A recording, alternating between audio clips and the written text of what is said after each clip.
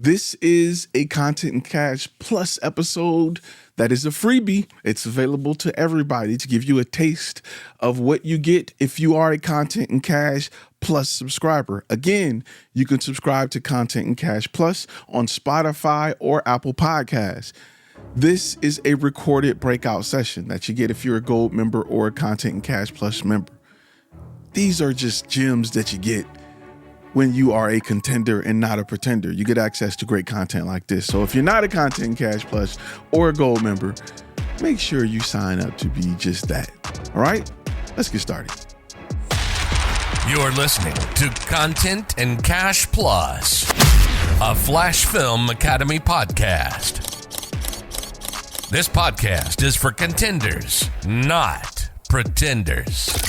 This is where creatives learn what it takes to dominate the industry with your host, Ty Turner. Let's start off by saying welcome everybody who came into who here with the breakout session to talk about the benefits of being a traveling photographer or what it's like to make money as a traveling photographer. A lot of this applies to videography as well. If you are a content creator, I think that there is a lot to learn and how you can apply this to being a content creator and traveling. I myself love to travel, and I think this is a great way to understand how you can chase your dreams and travel at the same time. And there's a lot of great business practices. I think when people think about a traveling photographer, they think about, oh, I'm gonna go out and take these beautiful landscape shots and I'm gonna make money selling portraits. And that is a pie in the sky idea, in my opinion. I think that there is some money to be made there, but that's an add-on to the idea that we have here, or the idea that you've had success with. And I think that it's important that you keep a little bit of that, but the method that you've used, Ross, is a little bit different. And I'm gonna let you get into those who watched the 5 steps. I'm gonna let you get into what's helped you be successful traveling as a photographer. Well, you know what? Let's do this. Before we get into that, let's start about how we met and how we worked together, so they get a little bit of a background. Okay. Yeah. My bad on that. Yeah. So I think we met probably about 7 years ago. You actually reached out to me. We shot a week-long corporate event together, yep. And that was the start of a beautiful friendship. We've sent each other work. We've worked together a lot of times. I even have my very own Flash Film Media polo shirt in my closet. So yeah, Ty and I work together all the time. We have accidentally ended up in Las Vegas together a couple of times. Didn't plan it at all. Ty actually took me to the casinos for my first time ever in my life. Introduced you to that. I lost a little bit of money. Introduced you to that roulette table. into the roulette table. Yep. 2 a.m. But that's how it's done. And that was actually one of my one of my work trips that really kind of opened my eyes to what was possible. Having a client pay me thousands of dollars, put me up in the Bellagio, and have me do all this stuff. It was a corporate event, so the actual shooting part wasn't super glamorous, but I had a lot of free time to go do whatever I wanted. And with the hotel, meals, flights already paid for, nothing to complain about. Perfect. Yeah, I think the event that we shot was Capital One Tech Week. I can't remember if it was that or something else. It may have been some. I can't remember. It was some. I know it was like a week-long event. It was a lot. But yeah, in one of the modules, I talk about when you are a small company, how important it is for you to develop a relationship with another small company where, if for whatever reason you can't make something, you have a relationship with somebody that you trust, where like if you break a leg, somebody that you can call and say, hey man, I really need you on the 25th, you know, and I think that that is something that I developed, with our relationship, is having somebody that you feel like can shoot as well as you can shoot. Often we have relationship with people that we're like, oh, I don't know if I can, I can teach or I can mentor or whatever, but very rarely do you feel like you meet somebody that can shoot as well as you can shoot or outshoot you. You know what I'm saying? Where you can be like, right.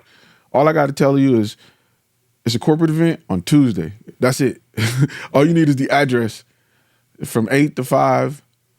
and I know Ross gonna kill it. Like I don't have to worry about nothing, and vice versa. You know what I'm saying? If he say, hey Ty, I need you to do video on yada yada yada or shoot whatever, you don't have to tell me to make sure you mic the person or like, you know what I'm saying? Like it's you know what I'm saying? But and you have to have people in your network that you can trust. And I think that the relationship has been built off of that, and it's so important that you and it's crazy because people are so worried about you know, they're worried about people, you know, still in business or like competition or nothing, but your best friends are those who you got to eliminate the idea of competition, and you got to want your friends to succeed and be successful, because there's enough business out here for everybody. Like there's more business than we can handle. And to show how great we are, just like you said, we've been at events and got hired by the same company, and I'll be there for video and you'll be there for photo, and we'll be like, man, they got the two best guys in the city at the same event. Yeah, we've taken over the market here locally. It is for sure. And yeah, I've noticed that too. There's a lot of I feel like there's a lot of toxicity in the photo video networking realm. Whenever I meet other photographers, there's always this sort of sense of hostility, and I don't understand why, because like you just said, there is so much money to be made in this market, in pretty much any market. I need second shooters more than or not second shooters, but people that help me out in situations where I'm doing photo. I need someone to do video, or I'm already booked, but I really don't want to lose this client. Hey, Ty, please help me out. That has been so valuable. I don't know why everyone thinks of it in terms of like, it has to be like me or them. We could definitely all work together for the benefit of the whole industry. Yeah, I agree. And you grow together, you make more money together, you get bigger clients together. Because I can't tell you, like, you start getting big clients that are 7-day events, and they need a photographer from 6 a.m. to 12 at night, and you can't do that by yourself. You will die. No, yeah. We're getting too old for that. Right. I mean, and that's kind of how we met. When I started getting big clients, like, yo, you need and I'm telling them like, yeah, we can do it. Sure, I got a team. We can be there from 6 a.m. to 12 at night and have you pictures by the night and be back at 6 a.m. again the next day to do it. And I'm sitting here thinking like, oh man, like, yeah, the pay is great, but physically, like, this is killing me. I got to get, you know, sure, we can be in multiple places at once. Well, you know, because I think that Tech Week, they were like, yeah, we got this whole block. We got 6 events going on at once. It's from 6 a.m. to 12 in the morning. We need 3 photographers in 3 different locations because we got 3 people speaking. Like, and I'm sitting here doing the math, like, you know, like, and it's just me, and and just like I tell you guys, I'm speaking in French, so I'm saying we got a team. So I'm thinking like, gosh, okay, I need 3 people in the morning, 3 people at night. The next day I need 3 people in the morning, 3 for 7 days. So I'm on off, and I gotta. So you know, yeah, you're looking at the big picture of how much, you know, money you can make or how big the cost is, but at the same time, you have to have these relationships so that you can attract those jobs. But that's there. But it's also great for relationships when someone asks you, like a client asks you, they hire you for photo and they're like, oh, we need video too, or we need a photo booth also. Well, I can't manage everything all at once. So having somebody like Ty to jump in and take care of some of those other needs, that looks really good to the client, and they'll keep coming back if they know that you can do everything. And corporate clients do the same thing every year. So if you satisfy them once, you have that client every year, and then you build off that. And then every year you have that client plus the clients you bring on, and then you just grow every year. So that's what's great about corporate clients compared to regular people who make emotional purchases. You know, everybody don't go all out every birthday, right? But every award ceremony, usually business clients want to outdo their last year. They want to outdo the award ceremony every year. They want it to be bigger and better. They want to max the budget. You may not, you know, your 30th birthday may be glamorous, but your 31st may not. You may not have another big birthday party until 40. You know what I'm saying? So keep that in mind when you look at working with businesses compared to working with people. But let's talk a little bit about, I know first we started with focusing what type of businesses you wanted to focus on, and the idea of focusing on corporate clients when it comes to looking at traveling for work. And let's talk about how you approach clients to let them know that you are available to travel for work and how that worked out. Yeah. So first, in choosing my niche, sort of in general, one of the reasons I went with corporate was partially because of just the consistency. When you shoot weddings, when you shoot other things, you do have to seek out, you have to get a lot of clients. Whereas once you do corporate, like you were just saying, you might have them year after year, or even better yet, they might have multiple events. I have a couple of clients that I work for every month or every 2 months, and that's just consistent money. I know I can count on it, but I also have enough. I have enough strategies in place to, if I do lose a client, I can always just go get more. And some of those are local, some of those are going to be travel, but I'll talk about that later.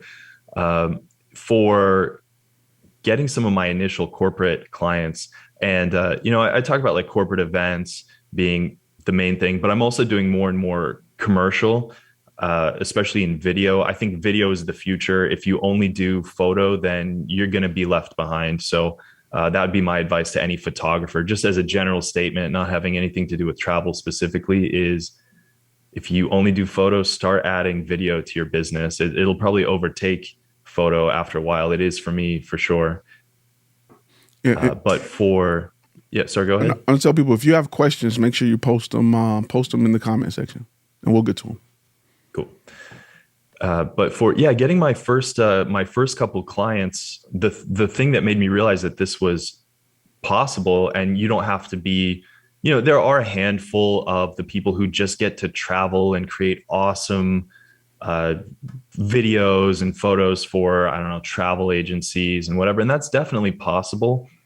But when talking about this for you guys, I wanted to create something that you don't need that big break. You don't need that one lucky thing that kind of takes you off. The things we're talking about today, anybody can do and be successful at. It's not some pie in the sky. You don't have to be lucky. You don't have to know somebody. Using this strategy, anybody can do it. Anybody with a good set of skills and some ability to talk to people and network and whatever else. But yeah, so my first couple of clients I got they were local clients here in Dallas, and I was just chatting with them. They talked about all the places that they got to go to put on these events. And it was just a corporate event. I mean, there were parties, and it was networking and fun events, not just stuck in a stuffy room. But and I just said, wow, that's really cool. I would love to do that. And they said, well, why don't you come to Lake Tahoe next month where we're doing our next event? And I was like, oh yeah, sign me up.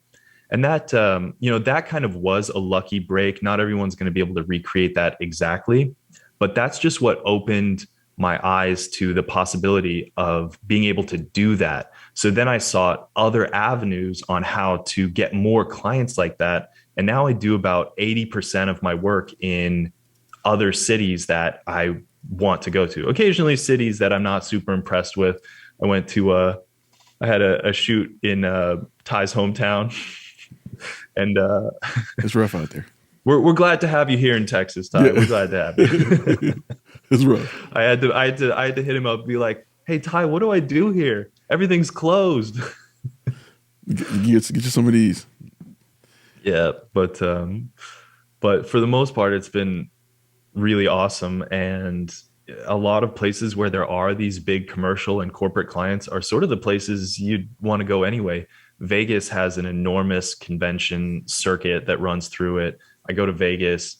I'm actually going to start turning down some jobs from Vegas because I go to Vegas. I'm starting to hit my limit, but I do really love the town. And then, other cool places, East Coast, West Coast.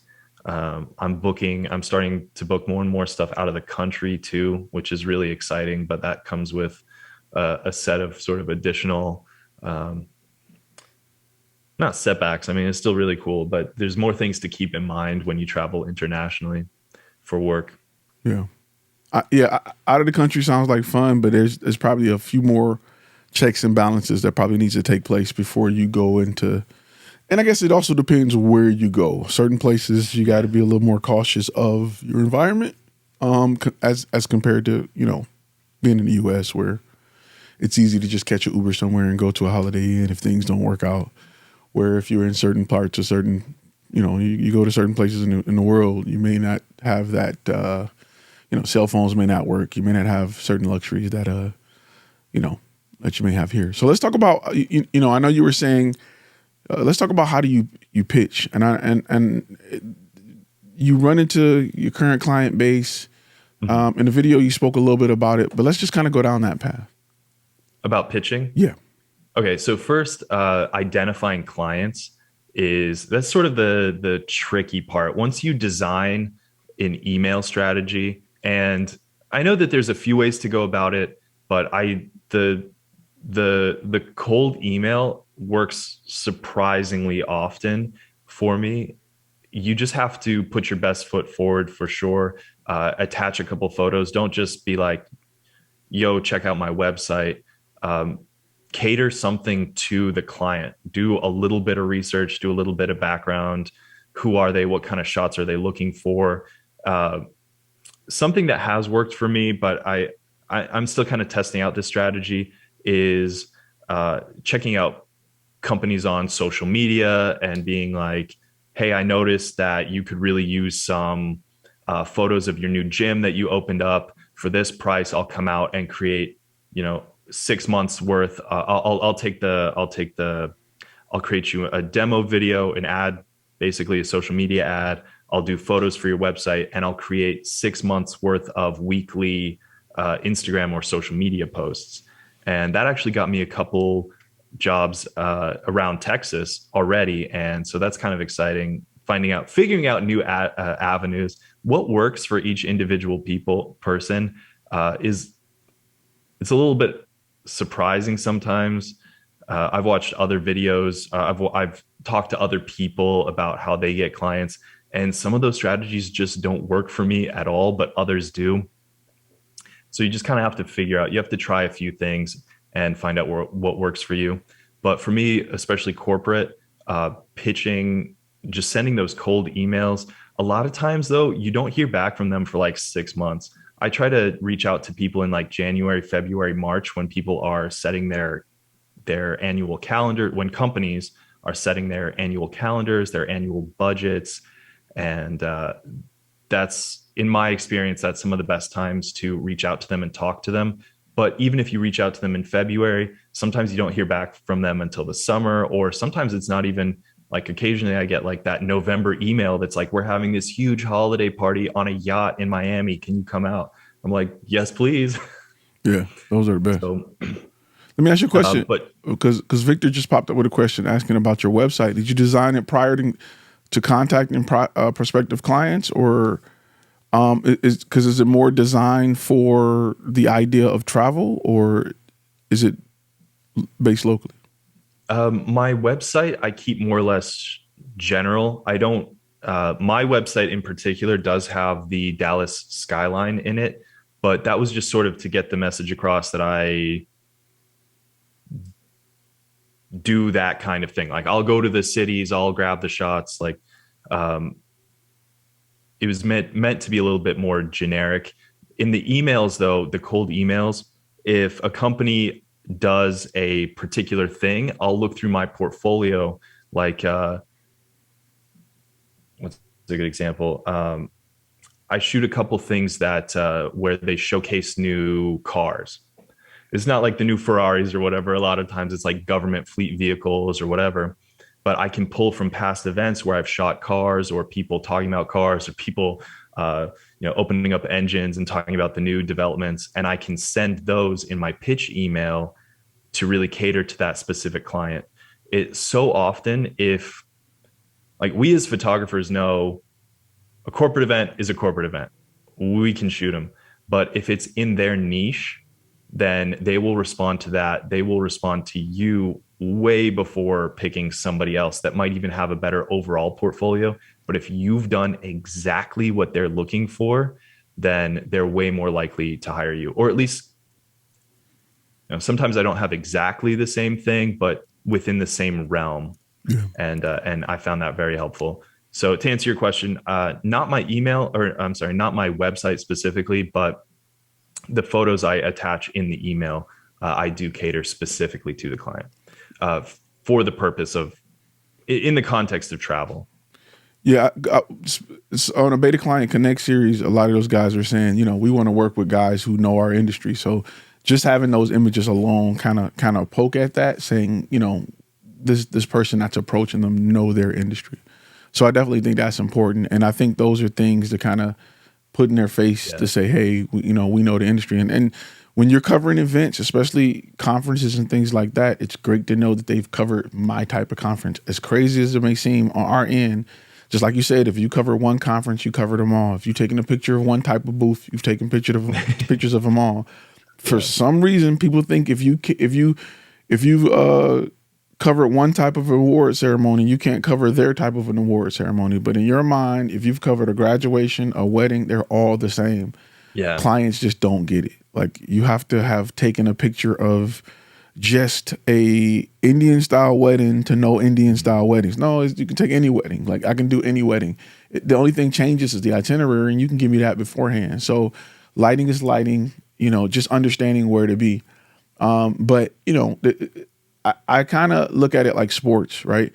If you can expose for outdoor lighting, you can expose for any sports. The only difference is understanding the timing, right? Understanding sports. With football, you need to know where the ball is going to go, right? To help get better pictures. If you understand football, you know that the punter is waiting for the ball, so you need to be focused on the punter to wait for the. You know what I'm saying? Like, you just know where the camera needs to be, right? To know where the action is going to be, to know what to capture. But exposure and settings and things like that is the same. But once you learn that for each sport, then it makes you a better photographer. But somebody can point that out to you during the game. Yeah. And one more thing I kind of have to add about this is I have probably about a dozen smaller clients that I travel sort of within my region, or do like one or two occasional smaller trips. But I have a smaller handful of companies that I travel for pretty much on a monthly basis. I'm constantly, I'm actually starting to double book. So I might be hitting you up soon, Ty, if you want to go to Vegas or somewhere cool. I'm always cool with Vegas next year. But they are companies that just do these events all over the place all the time. And all three of the people I work for the most, companies I work for the most, they're all remote workers anyway. So, and that's going to become more and more common in this era of everybody's remote, everybody's spread out. When I go to some of these events and I see the same event planners, meeting planners over and over again, one's coming from Chicago, one's coming from LA, one's coming from Tulsa. And so that's becoming more and more common for these types of companies that put on these events. And they're actually who I would seek out, who I would reach out to. They are already really used to flying people out. So if you mention, I'm in Dallas, but I'm happy to go wherever, that's sort of already in the way they think, because they're already flying out everybody else who's going to be there. So the idea of it being an extra expense for them, like, oh, well, I'm not sure I want to reach out to this person. I'd love to go spend a few days in New York City living it up, but I'm not sure I want to reach out to, a New York company. Well, you don't have to reach out to a New York company. You have to reach out to, a client that has events there, but there's a very good chance they're not based there. So that's definitely something to keep in mind. You don't have to think of the travel expense as this like big burden that you're asking the company for a big favor to fly you out there. They're used to it. And I know a little bit, you talked about going after your current client base, how important it is to just let your current client base know that you travel, because they do more than what, you currently have in your city, how big that is. And that was something that it didn't even dawn on me until you brought it to my attention. Yeah. So that, in my experience, that works pretty much all over the place. That sort of networking and just letting everybody know. I've actually booked destination weddings. I've booked a ton of corporate stuff, and I've even booked some commercial stuff through that. With corporate, making sure you let all of your current clients know that you'll travel for work and that, you're enthusiastic to do it. If it's a place you want to go, you might even give them like a deal, whatever, is really important. And that's a great way to get started. It's not going to work for everybody all the time, but you might as well just try it. If you've already built a relationship with some of your clients that you've had for years, or even new clients. The first job I worked with, the first client that I travel for, the very first time I met them, they booked me basically through the next year worth of their corporate events because they liked my work. They liked talking to me. Never underestimate schmoozing. But even in my daily life, I talk about, everybody I meet, I'm like, oh yeah, I love traveling for work. It's so cool getting to go to all these cool places, like shooting a wedding on Laguna Beach at sunset.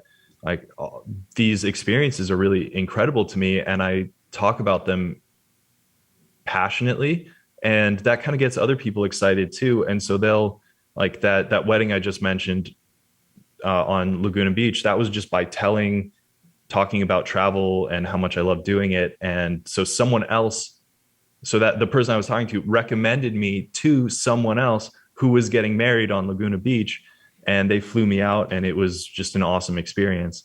And in commercial, so I do mixed martial arts. And so I just talk to everybody about how I am always available to go anywhere. And they started, so people will recommend me in other cities, like fly Ross out. He'll get photos, videos, and social media content for the new gym you're opening up in Charleston or wherever. So that's been pretty cool. I just say never underestimate the network you already have. If people know what you want, people naturally try to help each other. People try to do each other favors. We're always constantly kind of building that economy of reciprocity, the economy of favors, as I like to call it. So you'd be surprised who wants to help you accomplish your dreams if you just let them know. Let me ask you about number 3 is about contracts and who pays for what. I want to talk about times it's gone wrong. And let me just kind of lay the foundation of why that's important, and just quick, like I say quickly tell them why that's important, and then let's talk about times that's gone wrong. Ooh, okay. So I personally have been incredibly lucky, but my girlfriend is a fellow photographer who she actually recently got screwed out of thousands of dollars by not having an airtight contract. And I was like, I got to introduce you to my man, Ty. He will teach you all about that. He's got these great contract packages on his website. But yeah, it was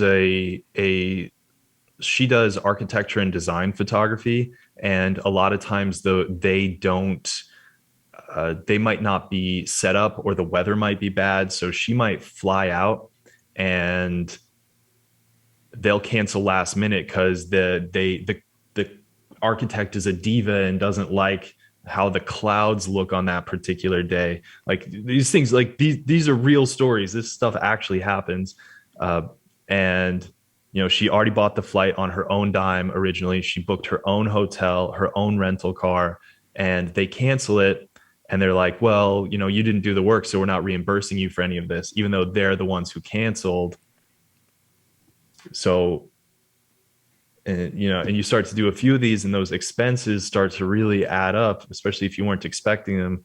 So I'd say the reason she didn't have a contract was because she knew these people personally, figured they wouldn't screw her over. That is always a mistake. Even if it's your best friend in the world, have a contract. Money does something to people. Yeah. Trust the contract. Don't trust the people. I tell them all the time, everybody signs a contract. Everybody signs a contract. Yeah. Yeah. So yeah, so having a contract that stipulates who pays for what before you do anything and getting that non-refundable retainer is a must, especially in a situation that could leave you in a different city, state, or country. High and dry is more important than ever. It's not like a situation where you can just turn around and go home and then fight it. You may be in another country high and dry. Like that's not a good look. That is when you want to have your contract tight. You want to have your contract tight more than ever in that situation, long before you catch that flight. So you need to make sure you're stipulating who pays for what and things like that. I think that's super, super important. And that's a crazy story. That sucks. Yeah, especially with all the canceled flights, it's also really important. Something I learned to do. I got really lucky and didn't get screwed over here, but I was flying home from actually Vegas one time, and the flight got completely canceled, and thankfully I had a good relationship with my client, and I just let them know, and they booked an extra hotel night for me. I had already checked out of my room, everything, and they booked the extra night for me so I could catch the next flight in the morning. But now that's part of my contract too. Like if there's crazy travel stuff and I can't get home, I do have in my contract that an extra night might be necessary if there's some kind of travel delay. So I'm not ending up, especially if they put me up in a really expensive place to book my own hotel. It's really, you don't want to be stuck with those extra fees on your own dime. Yeah, that's tough. Let's talk about packing. Let's talk about what do you pack? What do you bring? Why? I know we went over a little bit in the video, but there is one thing that I preach big time, even when you're local. But let's talk about what do you take? And I know it depends heavily on your job, on a job. But let's say you're doing a corporate event. You're covering a convention. Let's say you're covering a convention for some company that makes, conveyor belts or something. There's always some weird company like that pays the most. So you're like, y'all make what? Okay, I'm there. There's a convention for everything. Yep. It is crazy. The more I run the circuit of just doing conferences constantly, which I know isn't glamorous, but it pays so well. And there's one for everything. I agree. But yeah, so on the topic of packing, there's actually there's a lot to say about this actually. But as Ty likes to say, and I also very much like to say, redundancy is king. I always travel with two camera bodies, preferably the same type of body. I know Ty talks about this too. Like you can't promise them a red and then show up with a little like Panasonic Handycam because your red went down for whatever reason. Like you need, if a certain standard, if your client is expecting a certain standard, you have to be ready to deliver that, even if things don't go perfectly on your end. I always pack extra memory cards, batteries, extra bodies. I don't have two of every single lens I own, but I do have things that will kind of step in and take the place. Like if my 70 to 200 goes down, I at least have my 105, which is a big beast of a lens that I don't love traveling with, but I usually have overlapping. Focal length. Yeah. And so that's really important. Another thing that came in handy once for me personally was knowing where the closest Best Buy was. I had a couple free hours and I needed, and my dual camera strap broke, which was really terrifying. My camera did a death plunge. Thankfully I caught it right in time. But so I just, when I had some free time, I just swung over to Best Buy and got a couple of camera straps, and it saved my arms. I didn't want to carry around two camera bodies for the rest of the week. So that was relatively minor, but I think that would be pretty handy in general, is knowing where the closest camera store is. Including in some places might not even be a camera store. Sometimes Best Buy might be the best you can do, but when it comes to gear, are you a carry-on or a check-in? Like, where's your gear go? Oh, great question. Keep it with you. I do not want baggage handlers throwing $20,000 worth of camera gear around. It gets heavy. I have a rolling camera bag that has really saved my back. I also use the hiking style camera bags. But also they're full of lithium ion batteries. So if you try to check them, you might get flagged by the TSA. Yeah. But yeah, definitely keep it with you. Get TSA pre-checked if you live in the United States. Having to take out all of your electronics every single time is so annoying if you're packing a camera bag with a drone, a laptop, bodies, flashes. Um, so definitely if you live in the US, get that TSA pre-check. I think it's $85, but it'll save you a lot of time trying to get through security. Plus, think about it. If you're doing video, just think about it. You got, let's say you got a lav mic, you got cameras, you got batteries, transmitters, receivers, remotes. You look real suspicious, bro. Oh yeah. So you know, you look bad. Just, you know, trust me, I know. I get it all the time. I look bad. They're like, you're a veteran, but you didn't switch sides with transmitters and receivers. You look real weird, bro. So, you know, I get it all the time.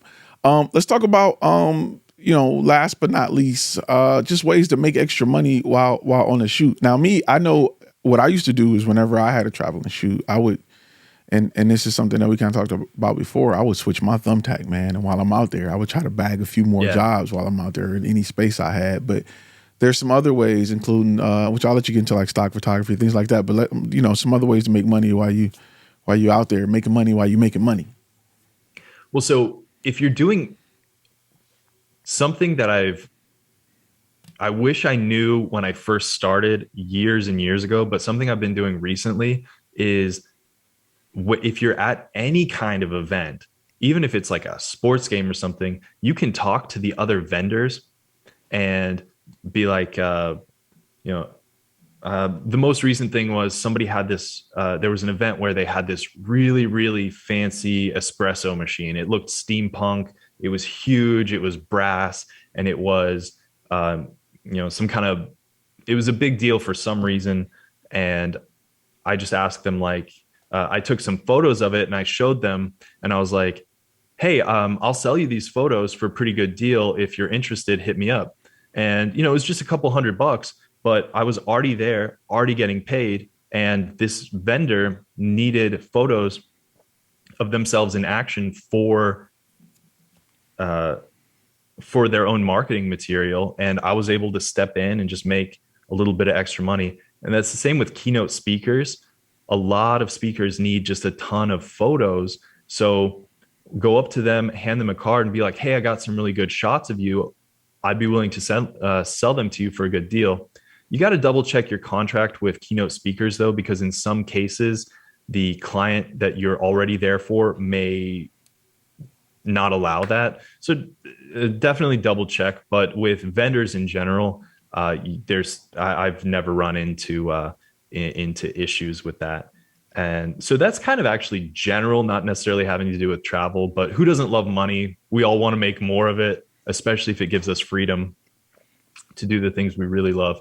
So I actually got a really big licensing deal by selling a picture to a speaker who wanted to use the picture in her book.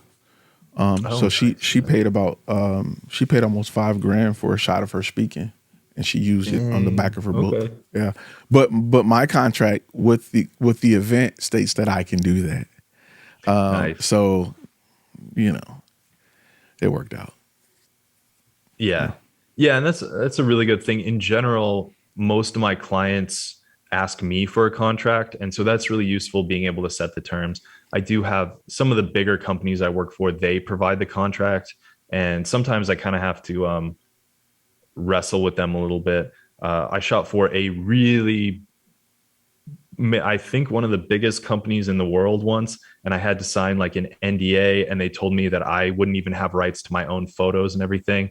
But in that case, I just jacked up the price to 3 times my normal, and this company didn't care at all. So I was like, you know what, I still win in this situation, so I'm not going to complain.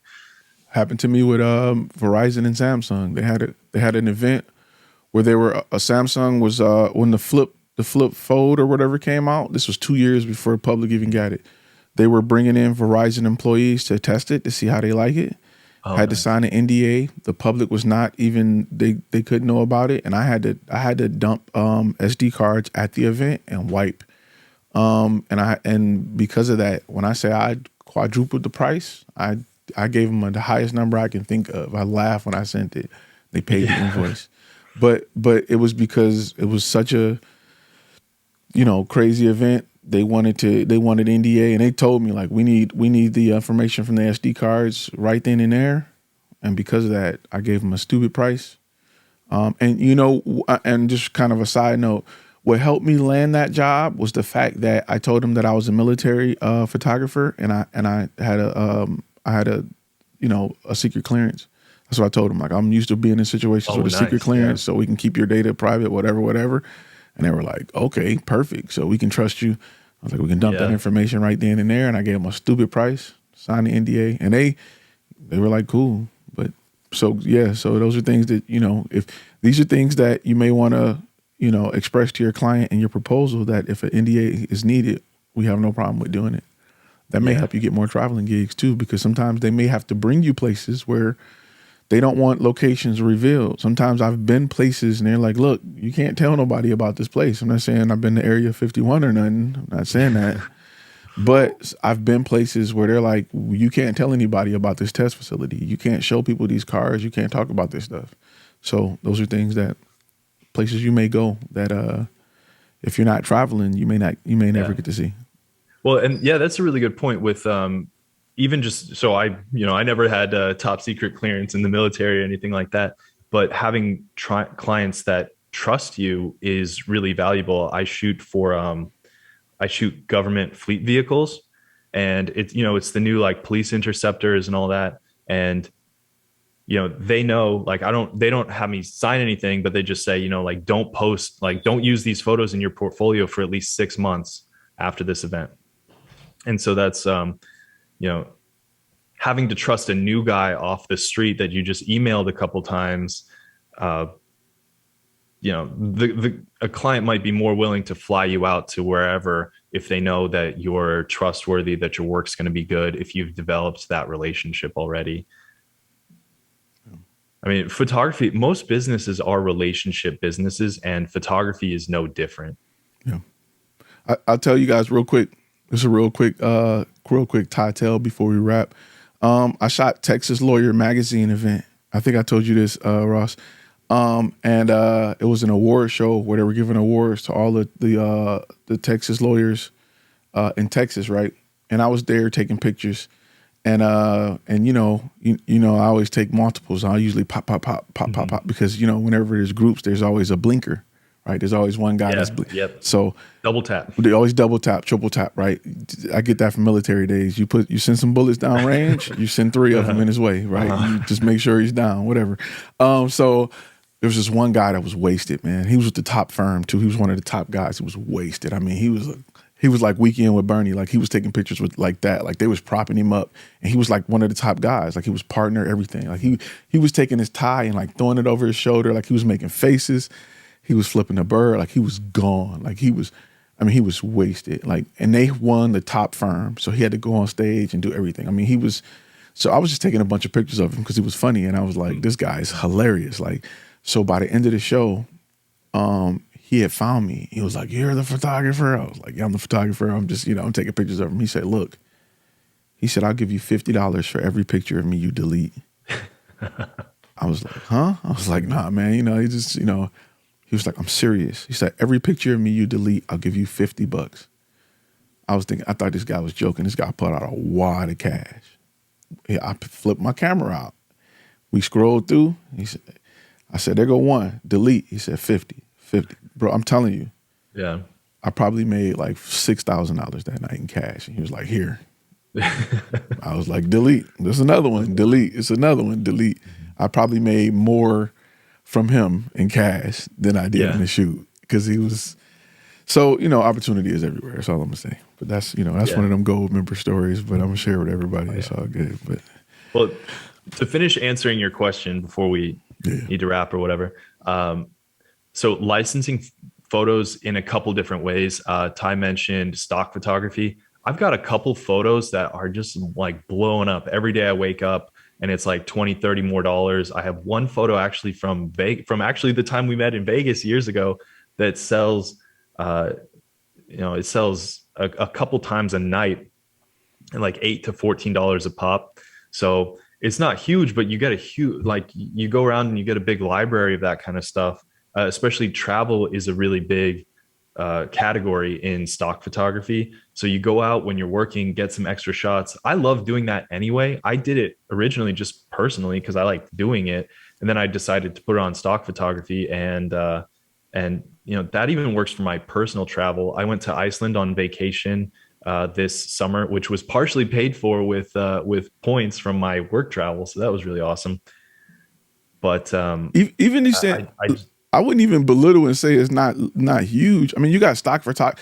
You got a picture you've taken years ago in Vegas that at minimum is paying for your cell phone bill for the rest of your life. Like, you know what I'm saying? Like, let's put it in perspective. If it's $8 to $10 a night, it's paying for a bill of yours forever. It's work you've done a while back that's still making you money.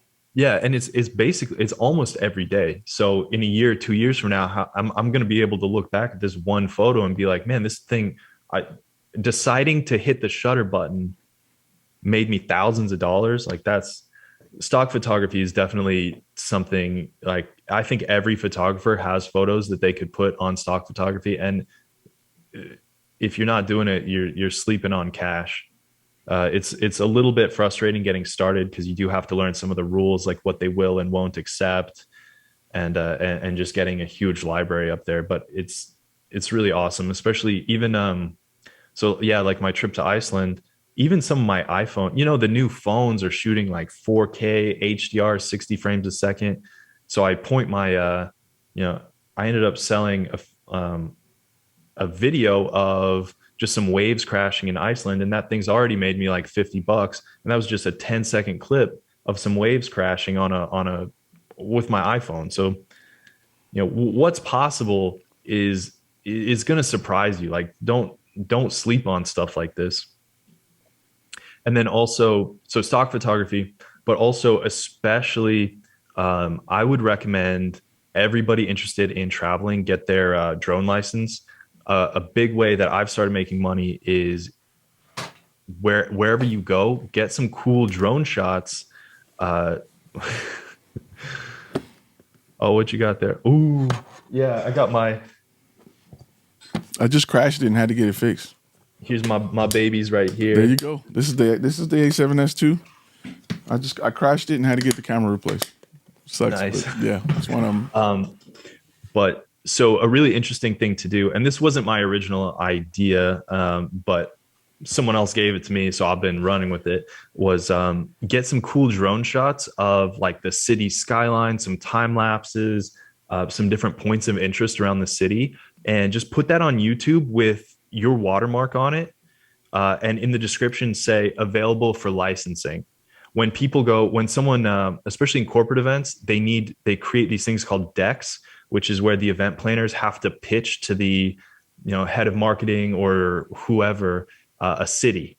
So let's say someone wants to do a corporate event here in Dallas. Well, they have to put together a package promoting the idea of coming to Dallas because they're going to spend maybe millions of dollars.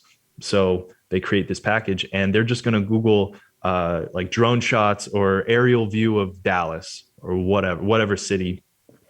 If you've got a really clean video of different spots around, like you got the skyline, you got Cowboy Stadium, you got Reunion Tower, you got like the hot spots, you put them together, you're going to start getting that. The video on YouTube might only get like 300 views, but that's going to be people asking to license that video. That's going to be people offering you, maybe it's just a couple $100, but that's going to be consistent, and that'll last as long until the standard is like 8K or 12K, 120 frames per second. That video is going to keep making you money, especially if you're traveling around already. Do that every city you go to, and all of a sudden you've got a library of things that might be making you lots of money. Yeah, that's something to definitely consider. Some guys, it's something that I would definitely again, we're giving you ways to, you get a bunch of those and they're bringing in residual income. These are things that will make it easier for you to step away from your 9 to 5. You got a couple thousand coming in a month doing that. You keep building it up. So it's something traveling and making money while you do that. Like I know that's not for everybody, but for me, that's the dream. And the fact that that's coming true is really cool. Yeah. Yeah. There you go. It's laid out for you. I mean, I told you everything happens in small steps. And when you put it all together and you have the ability to travel and make money and live your life and live on your terms, man, it's all worth it. It's all worth it. Yeah. And man, Ty, I'll go into detail about all of this coming up, but I've got like 4 big trips coming up, and it was almost entirely paid for by points that I got from booking work flights or work hotels. So let's just touch on that a little bit while we got people watching, because we got, we'll take a few more minutes. So I want to kind of explain the fact that clients hire you and they pay for it, but you put it on your card so you can get the points. Or how does that work? Oh yeah. Okay. So first thing, so Dallas is an American Airlines hub. It's also a Southwest hub. Mm-hmm. So I have one of the main credit cards I use is an American Airlines rewards card, and I book all my travel expenses through that. I also have a rewards card for and a rewards number for Hilton hotels. So every time I travel, every time I personally or for the business, I put it on that card. And I rack up, I think I've racked up like 220,000 miles in the last couple of years. And that pays for a lot of trips. That goes a long way. And same with hotels. So I book them in some cases. I book everything myself and I get reimbursed for it later, which does complicate your taxes. So if you do this full time, definitely you might want to consider also hiring a CPA to help you manage all this. But so if you book it yourself and then have them pay you back for it, you can get all those rewards miles and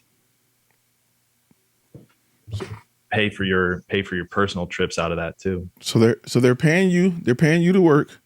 You're making money off stock footage, drone footage. You can possibly get booked for a job while you're there.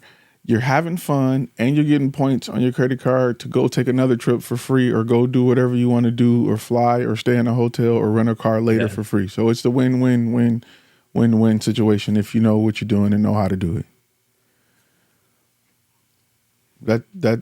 That's dope. Yeah, really. Like we said when we were just getting started, cameras can really represent freedom in a lot of ways. Making money, traveling, doing all these things, on someone else's dime. They're paying you to live the life you want. You just have to learn how to leverage that. Yeah. Well, guys, if you guys have any questions, post them below. Or I know, Victor, I know you on camera. You have any questions you want to jump in and ask?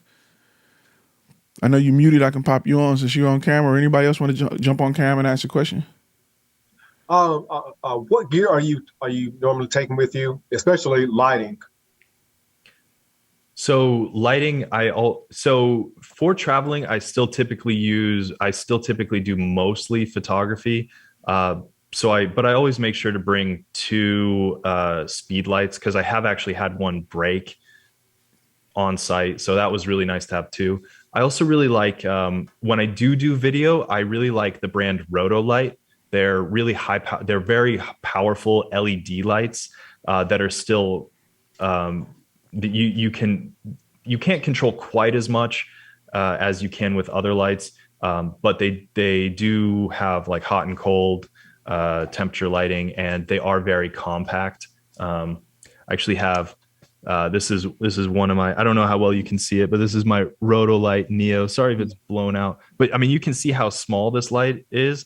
But it's still, you get 2 of these and you can set up some really nice interview shots. You can set up some really dynamic cinematic lighting with just a couple of these, and you can see it's pretty small.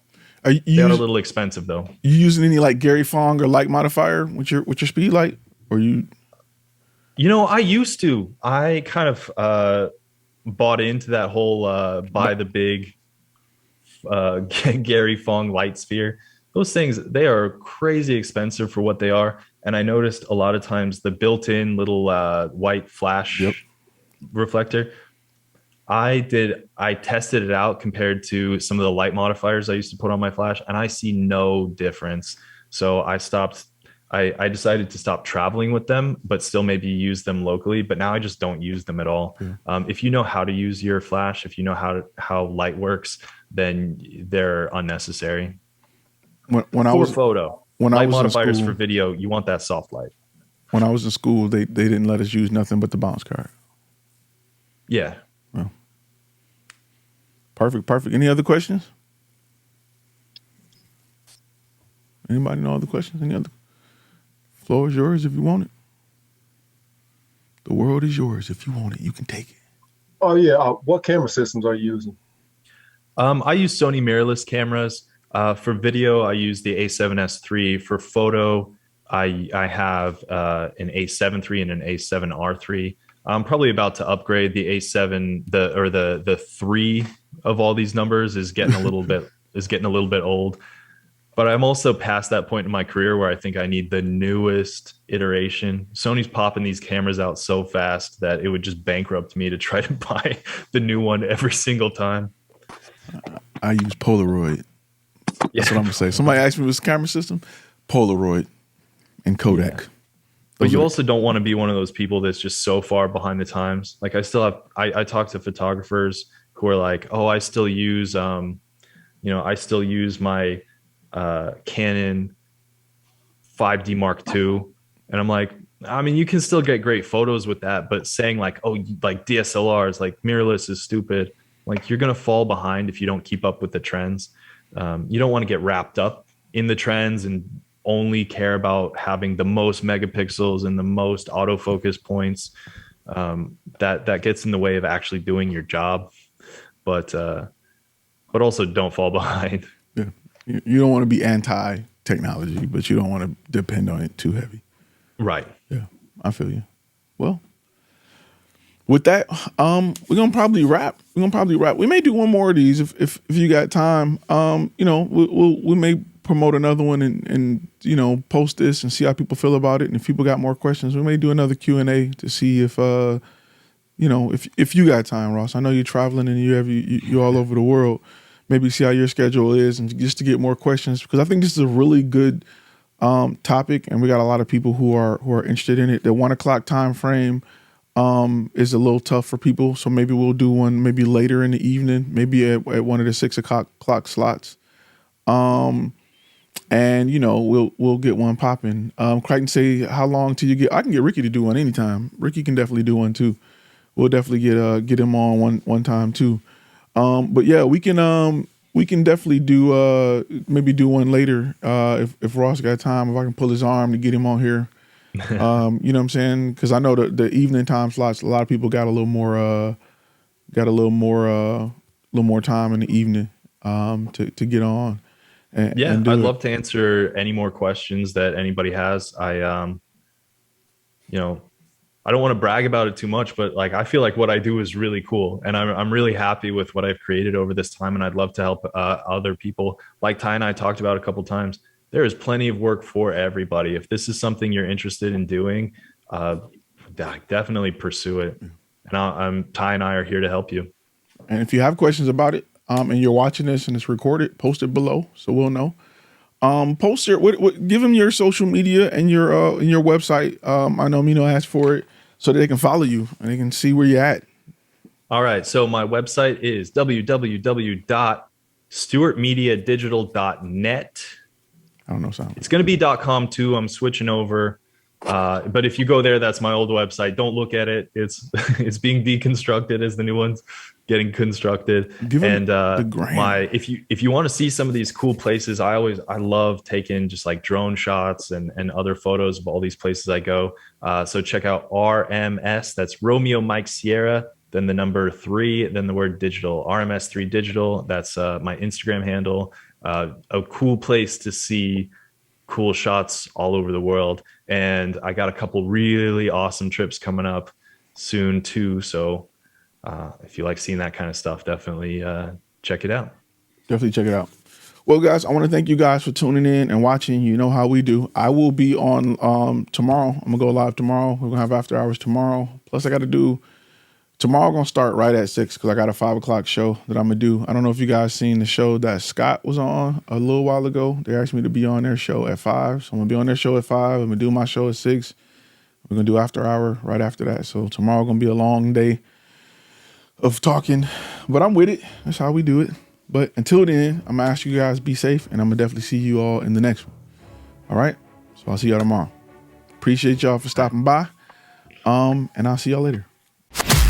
You've been listening to Content and Cash Plus, a Flash Film Academy podcast. Stay up to date at flashfilmacademy.com. As always, be inspired, be creative, be profitable.